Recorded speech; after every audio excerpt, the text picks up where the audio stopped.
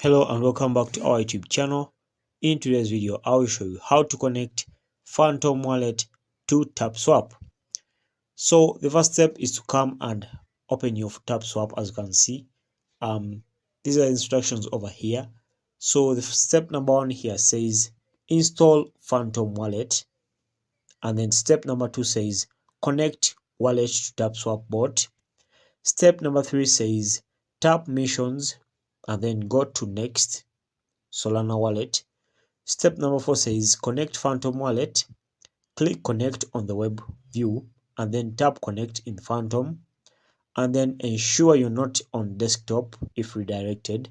Then step number 5 says sign in the message, then return to web view, select the message, tap approve in Phantom and then sign in. So step number 6 says verify connection and you're good to go. So that's it, guys. Make sure to like and subscribe to our YouTube channel.